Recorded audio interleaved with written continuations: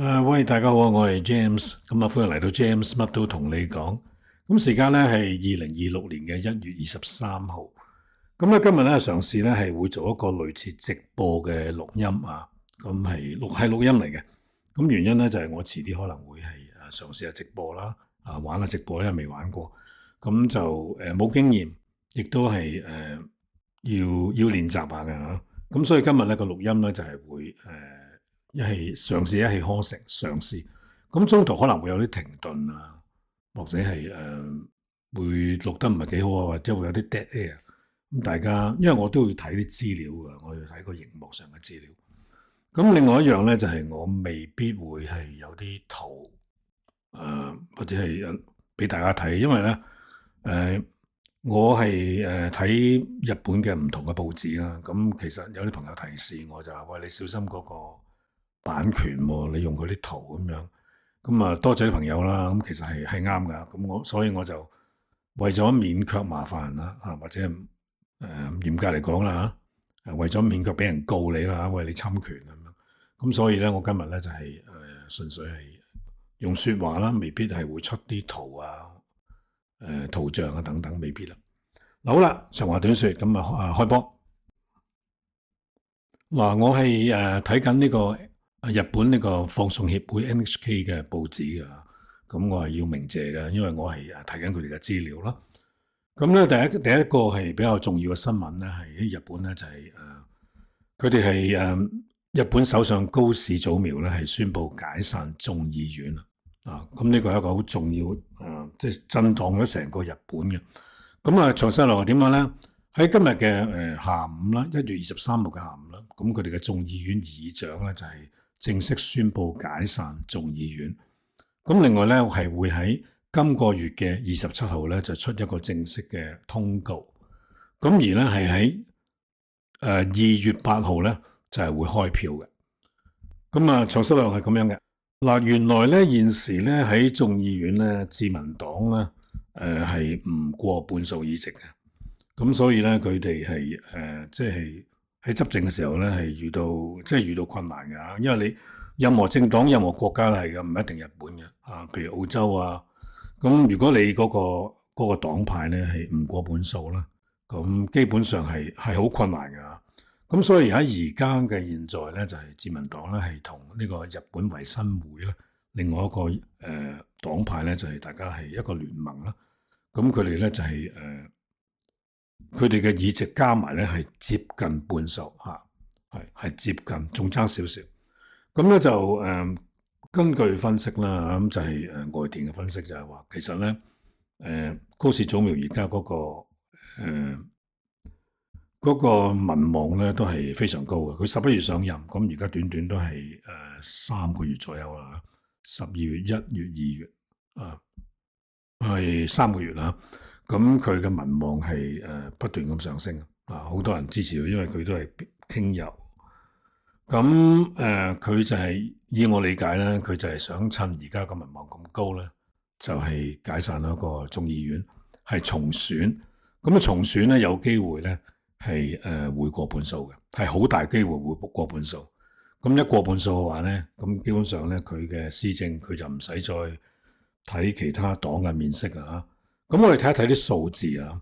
根據NHK 新聞嗰個資料就係話，原來自民黨而家咧係有196個議席。咁另外一個咧係在野黨咧係叫做本來係一個叫做立憲民主黨同埋叫做立憲民主黨嘅。咁佢係有百幾席嘅。咁咧就佢哋喺上個星期咧就係即係變陣啦，因為咧知道咧係要眾議院要解散啦。咁以自民黨而家民望咧分分鐘咧佢哋會係輸得好緊要嘅。咁所以佢哋咧就即刻咧就同另外一個政黨叫做公民黨係組成一個新嘅黨派，叫做係中道改革聯合。中道改革聯合。咁而家咧佢哋呢個新嘅黨咧係有173席，咁係一個最大嘅在野黨嚟嘅。咁而日本維新會咧就有34席咁所以而家自民黨同維新會加埋就差唔多接近半數啦因為眾議院咧嗰個議席咧有460幾。咁咧如果咧係其實呢個仲有啲黨派咧係得幾個議席嘅，即係譬如話嗰個叫做係日本保守黨啊，得1個議席。有個黨叫做參政黨得3個議席。咁好多人分析就話咧，當重選嘅話咧，就自民黨好大機會咧就係過半數。咁個餅係得咁多嘅啫嘛，得400幾席。咁你多咗嘅即係其他人輸啦。咁好大機會咧就係嗰啲比較細嘅政黨啊，就係可能會係輸到一鋪清袋都唔定嘅，或者係輸剩好少議席。咁或者係呢個中道改革聯合都未必保得住佢而家嗰個173嘅。咁我哋睇放眼睇下究竟係將會點樣，即係咩情況咯？咁根據 NHK 嘅新聞咁樣講咧，就個資料就係話咧，今次眾議院嘅議席咧係有465個，咁但係咧參選嘅人咧，包括係一個係選區啦，同埋一啲嘅比例代表制咧，係會加埋咧會有成1200人左右嘅。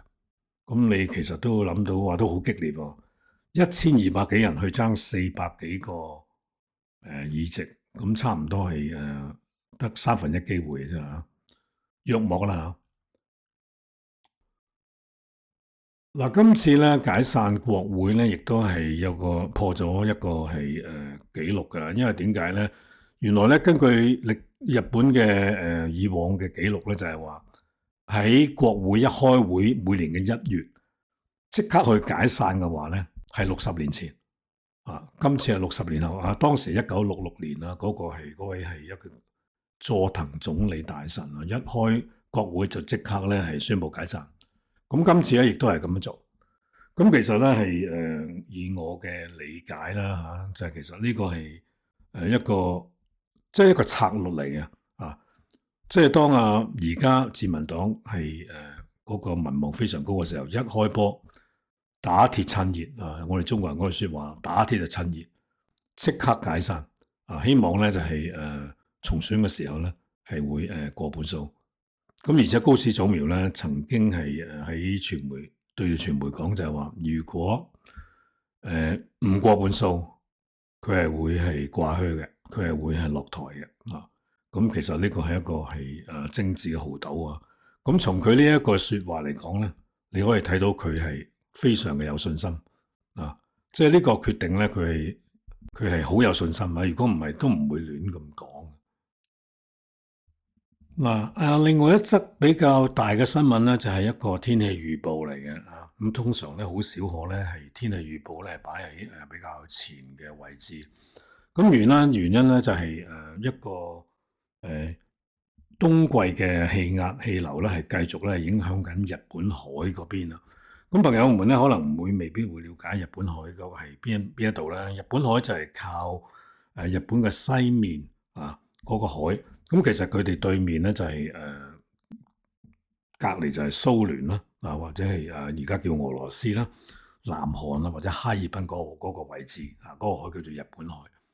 咁咧就喺24到25號呢個即是星期六同星期日嘅週末咧，係將會咧係有繼續嘅大雪啊，落雪咧係依然會好嚴重嘅，而係咧會到達呢個高峰。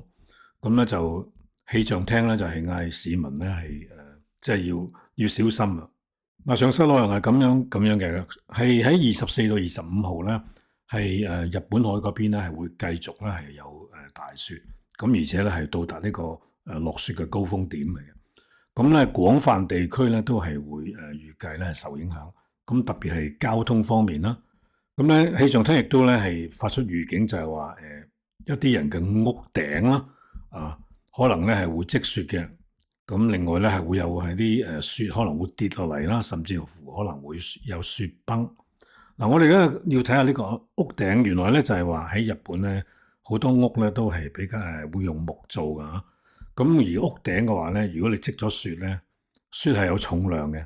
咁如果太重嘅話咧，可能咧係會砸冧個屋頂，咁係會令到間屋咧係即係砸爛嘅。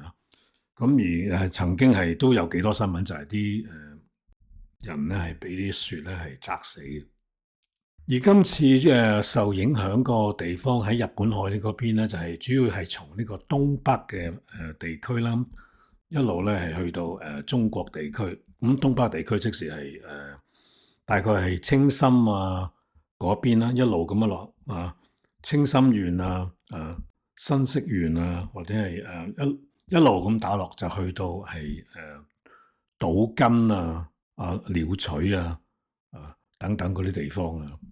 咁而我睇下呢個資料先啊，佢話咧特別係呢個新潟啊，或者有啲人讀新社啦。其實我呢個唔係中文字嚟嘅，日本字嚟，日本叫做係Niigata。咁咧就呢個新潟嘅長江市啦，長岡市，佢哋嘅積雪咧係會去到57厘米啊。咁大家可以幻想下57厘米，即係差唔多半個人咁高啊，半尺呢啲都半米，好緊要啦。咁另外青森呢啲地方咧係去到33厘米，咁所以咧就係亦都俾到一啲嘅啟示啦。如果朋友們係準備係去日本旅行啊，去滑雪咁，你都要即係知下，喂呢排嗰個落雪係好緊要嘅。係我睇到啲呢個係圖片啊，同埋嗰個視像啦，真係白雪蒙蒙。嗱，亦都咧，趁啲機會咧，我係講漏咗啲朋友們，喂，點解冇嘢睇啊？今日點解今日咧純粹係齋 talk 啊咁咧就有朋友提示我啦，喂，你攞嗰啲呢個影像啊，或者係啲圖片咧，咁係喂會唔會有呢個侵權嘅危險啊？即係應該俾人告你啊咁樣。咁我即係經過，即係好多謝朋友提醒啦。咁其實係佢哋講啱嘅。咁因為我咧係啲圖係真係喺網上 download 落嚟，咁所以其實係唔啱規矩啊。咁所以咧我就為免即係唔想俾人告啊，為免麻煩啦。即係唔好話俾個台俾人 ban 啦，我呢個台都冇乜人睇嘅。咁就暫時我而家仲諗緊點做。咁所以今日咧就係唔出圖啊！呢排可能都會將啲圖係擱置一邊啊。咁就係純粹係用說話啦。咁啊多謝啲朋友嘅提醒啊。咁我亦都要鳴謝我而家睇緊呢份報紙啊，係 NHK 嘅報紙嚟嘅。咁我覺得係如果我用說話去表達，咁係應該冇侵權啩。咁朋友俾啲意見啊。嗱，另一宗新聞咧就係發生於 JR 嘅崎京線上面。咁一名嘅17歲少年啦，咁佢就係揮舞鉸剪啊。咁咧就結果係被警方逮捕。嗱，詳細內容係咁樣嘅啊。喺 JR 嘅崎京線，崎京線咧就係喺崎代表埼玉縣啦，京代表東京啦。咁大致咧就係由東京嘅品川一路咧係上到去埼玉縣嘅一條鐵路啦。咁咧當時咧係呢名疑兇咧就係向一位10歲左右，我睇睇個資料啊嘅女性啦，就係個頸部揮舞鉸剪啦。咁目擊者就係見到咁即刻報警啦，係打110啦嚇。咁事後呢一名嘅疑犯咧就係被拘捕。咁幸好咧成件事咧就係冇人受傷啊，冇人因為呢把鉸剪咧就係呢個利器而受傷。咁但係當時咧就係因為係個列車係緊急剎停啦，咁累到咧就好多人咧撞親個頭啊。咁就係有幾位嘅長者啦，咁係有3位啊，咁就係因為撞親個頭就係受傷嘅。咁而呢件事咧都影響到其他幾條嘅 JR 線。咁就到咗係傍晚大概6點零鐘咧，就已經全部係重開啦啊，運作正常。嗱，一單係好普通啊，好一個我英文叫 local 啊，好當地嘅新聞啊，咁你會覺得冇乜特別。咁而我就個睇法就係都係一個啟發嚟嘅，一個啟示嚟嘅，就係話即係坐列車嘅時候，即係都唔好瞓覺。即係唔好話瞓覺啊，或者係養神啊，咁都要都要睇下個環境，顧住自己嘅安全。好似呢個情況，好似呢一個事件咁樣，有人揮舞利器喎，即係如果見到嚇都嚇死啦，即係鉸剪好利。咁另外就係即係盡可能都係扶住啲手柄啦。你如果坐喺外國嘅，坐住地鐵或者係坐住啲鐵路咁，如果冇諗過嘅鐵路突然間會剎車㗎嘛，係咪？咁喺呢個情況呢，今次呢一件事件咧，個 JR 就係剎車咁好多人就撞親個頭。咁即係俾大家一個小心啲啦。即係如果大家朋友諗住去呢個喺日本係旅遊嘅話，即係要注意呢樣嘢啦。嗱，另一則新聞咧係發生於松江市呢個一名小學生咧係被一架貨車咧係撞死啊！咁50歲嘅司機咧係被逮捕啊！嗱，松江市咧係喺島根縣，咁大概係朋友可能都唔係好了解，咁未必了解啊！咁係喺鳥取嗰邊啊，喺中國地方嗰邊。咁咧就當時咧就係一架大型嘅貨車咧就係衝過呢個係斑馬線啊，咁就撞死個學生。咁事後呢架貨車咧係逃去無蹤啊，係冇停低。咁警方後來咧就係結果係揾到呢個司機，係將佢逮捕。嗱，另外咧就想講下一則咧就係本地嘅新聞啊，咁就發生於島根縣嘅松江市啊。咁一名小學生咧，佢係俾一架貨車咧係撞死嘅。咁係50歲嘅疑兇咧，就係喺一個駕駛者，咁係被逮捕。咁詳細內容係咁樣嘅。咁呢架大型嘅貨車咧，喺23號嘅下晝咧，就係衝過呢個斑馬線啊，咁就撞死個學生。咁事後呢架貨車係冇停低就係不知所蹤嘅。咁結果咧係被警察咧就係揾到，咁就係逮捕。嗱，咁你話喂，呢啲咁好似驟眼睇來好似比較好地道嘅新聞，咁都要講咁。咁我覺得係幾樣啦，俾我睇到個即係個啟發啦。第一就係即係過馬路要好小心啊！即係即使係呢個行人嘅斑馬線，即係都唔好順晒必須係要睇到冇車完全冇車先好過馬路。呢個係第一個嘅啟發。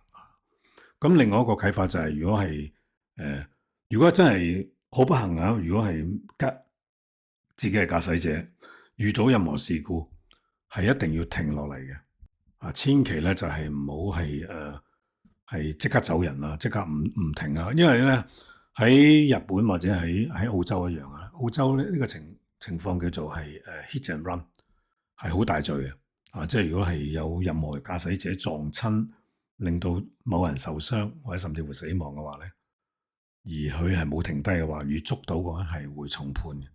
咁所以係兩點啦過馬路係一定要金睛火眼好小心，必須要冇車。另外就係如果遇到交通有問題嘅話，必須要停下來，另外去報警。嗱，跟住咧要係回應一單嘅新聞啊，咁就係關於係喺茨城縣嘅水戶市，咁發生於10月31號一宗嘅謀殺案啊。咁事主咧係叫做小松本遙，咁佢係被發現係伏屍喺屋企嘅玄關附近。咁我係有講呢條片嘅，咁朋友們可以睇翻我早2條片啦，係關於一個大除夕夜嘅命案。咁而咧最新嘅消息咧就係咧當地警方已經咧係捉到呢一位疑犯。咁呢位疑犯咧佢係28歲，叫做大內拓實大內拓實。咁究竟發生咩事咧？咁原來咧佢喺前年就同呢一位嘅死者咧係有交往嘅。咁其實好平常啦，係咪？大家有交往，但係後來咧係已經係停止咗交往啦。咁即是break up 咗啦。咁到咗咧舊年6月嘅時候咧，即是2025年嘅6月嘅時候咧，咁佢咧就係不斷向呢個係死者咧發一啲嘅電訊，一啲信息就係要求會面啊。要求咧係我哋簡單啲講就係要求復合。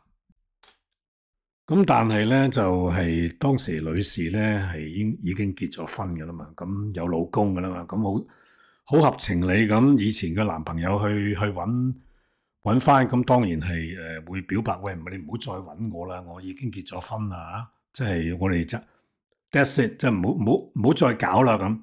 咁但係呢個人咧就係死纏爛打嘅，咁佢係不斷咁係去發啲短信啦，咁就要求復合啦。咁咧根據警方嘅懷疑咧，呢個人咧係懷恨在心啊，即係就係想即係懷恨在心啦。據警方嘅懷疑啦、報導啦，咁就係將呢位死者係殺死嘅。嗱，根據咧就警方嘅報導咧，呢位疑兇咧係唔知道女事主係住喺邊度嘅，佢係唔知道佢嘅住址嘅。咁喺案發前嘅幾日咧，呢個疑兇咧就係打聽到事主嘅朋友啦，就知道女事主嘅家人住喺邊度啊，女事主嘅屋企人。咁佢咧就係用一個係運送啦，可能而家好網購好多好興網購噶嘛，咁就咧係揾人咧係去送一個毛公仔，一個係擁抱嘅公仔啦，就送去女事主屋企，就話係送俾佢。咁咧就女事主屋企咧就係收到呢個包裹之後咧，咁就當然不虞有詐啦，啊有個包裹喎咁當然咧就係會係俾翻佢個女啦。咁咧呢個死者咧就係攞咗呢個包裹之後咧，咁即係好開心喎，因為咧一拆開原來係一個毛公仔嚟嘅。咁就因為據警方嘅深入調查就係原來女事主係都幾中意毛公仔嘅，佢好中意呢個公仔啊，咁好開心啦，邊個送俾我咧？咁又唔知邊個送俾我，咁跟住咧原來發覺就係呢個公仔裏邊咧係藏咗一個發送器。佢叫做係即係英文叫做 transmitter， 一個咧係能夠發出信號嘅儀器啦。咁而呢個儀器咧係能夠咧發出當時事主嘅地址嗰個位置，送到去呢個疑兇嘅手機。咁我睇完之後咧就發覺真係非常恐怖，係真係我毛管得動啊！哇，點會咁樣嘅？哇，呢個人係根本係一個精心嘅佈局啊！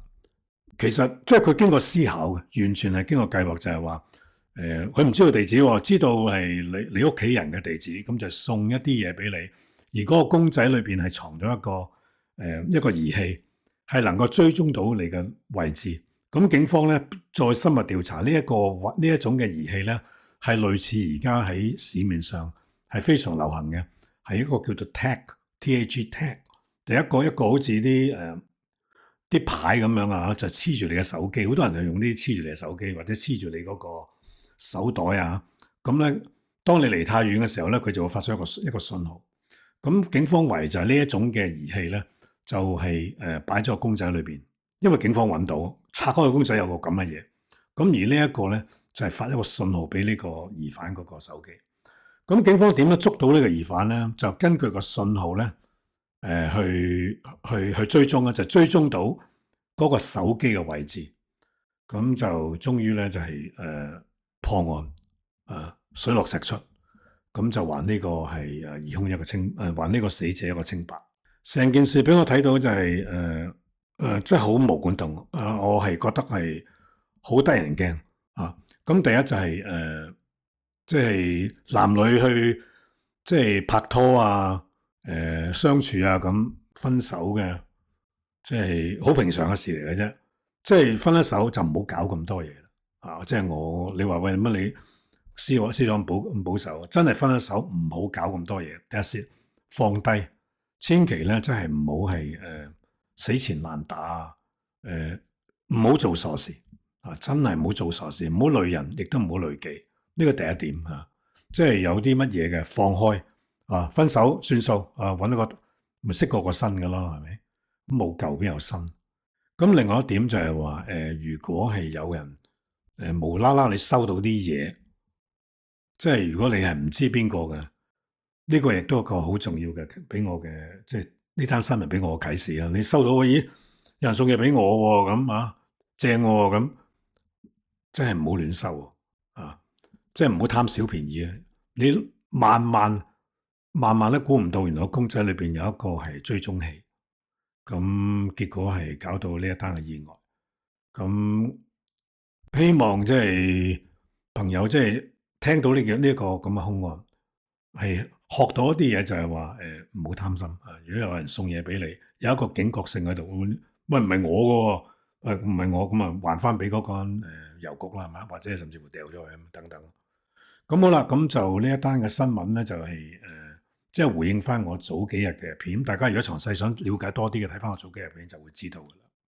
另外一單本地新聞嘅咧，就係發生於兵庫縣嘅基路市。咁咧係喺1月20號嘅早上嘅時候咧，咁咧一名人士啦，佢叫做係木田大佐啊，33歲。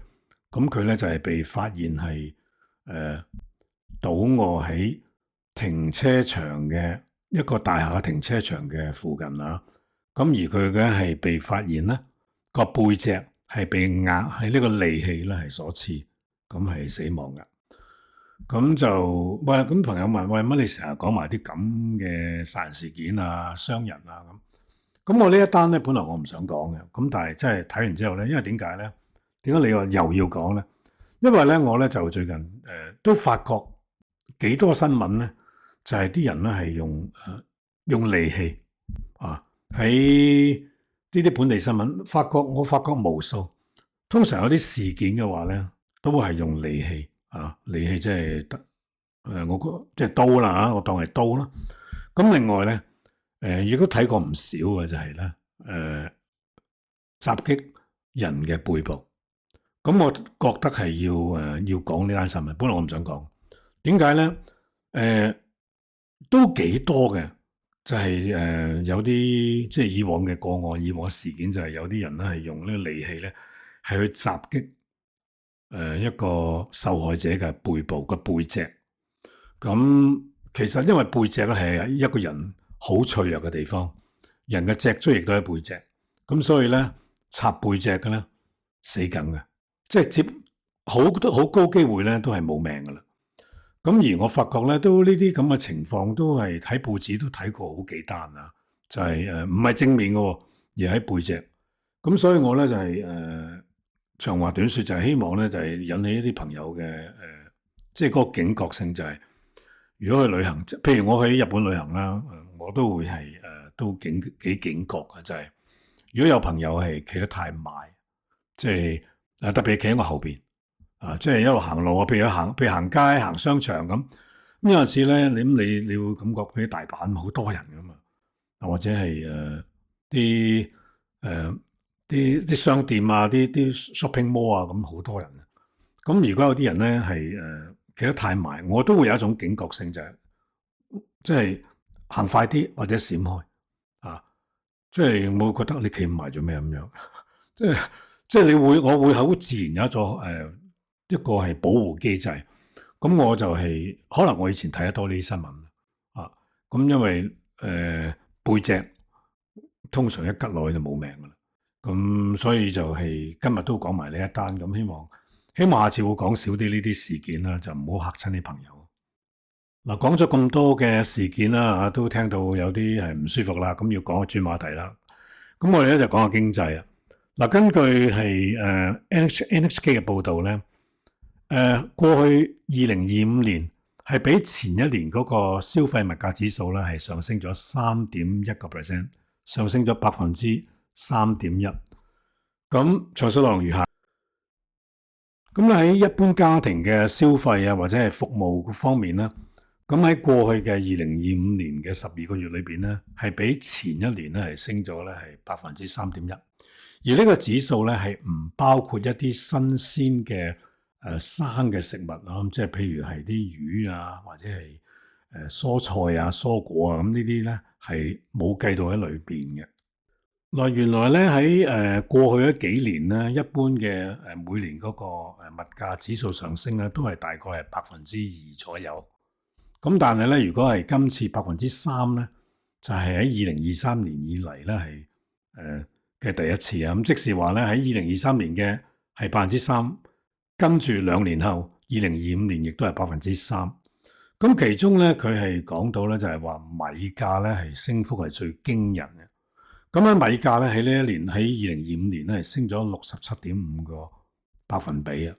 咁其實真係好得人驚，67.5%。咁你即是話代表咧係差唔多升多過一半。咁至於其他咧係升幅比較多嘅咧，就係包括係咖啡豆啦，39.8%，朱古力啦就係35.7%。咁就解釋到點解咧，其實喺日本飲咖啡咧都唔係平啊！呢個我自己嘅感覺啦嚇。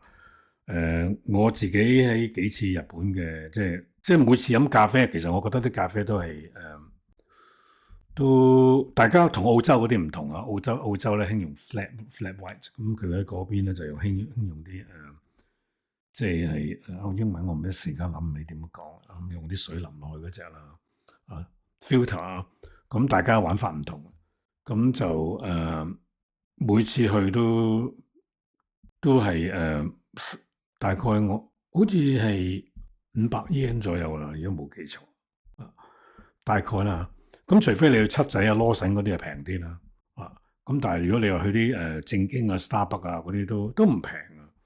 咁就呢度俾到我一個即係感覺就係日本嘅物價的確係喺舊年係貴咗好多啊，的確貴咗好多。咁我諗大家朋友如果係成日去日本嘅話，即係都會注意到，我以前呢啲錢好使啊，即係特別如果你係喺歐美咁過去。美金唱翻做日本紙真係好使啊！咁但係可能舊年嚟講，你就發覺喂，好似啲嘢貴咗好多喎。咁事實上啲嘢真係貴咗好多。嗱，至於外匯方面咧，日元對美元嘅匯價咧，仍然咧係徘徊喺1美元對158 yen 左右，1美元對158 yen 左右。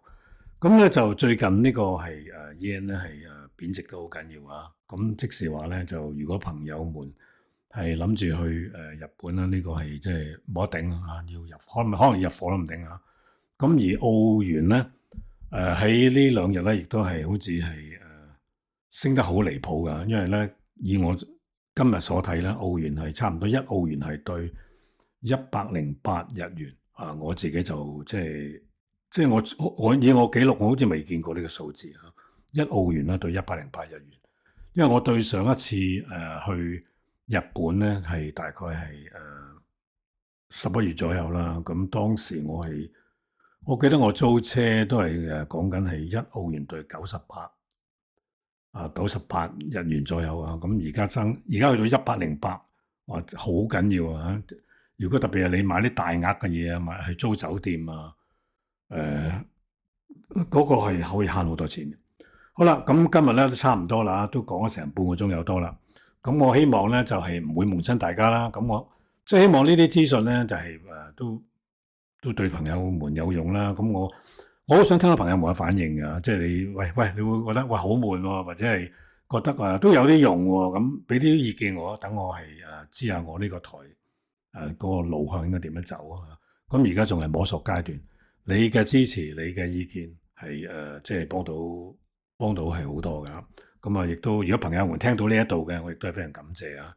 因為已經破紀錄嘅。如果個朋友能夠聽晒成條片33分鐘嘅話，咁好啦。咁啊，如果朋友喜歡，俾個 like 或者加入我頻道，多謝。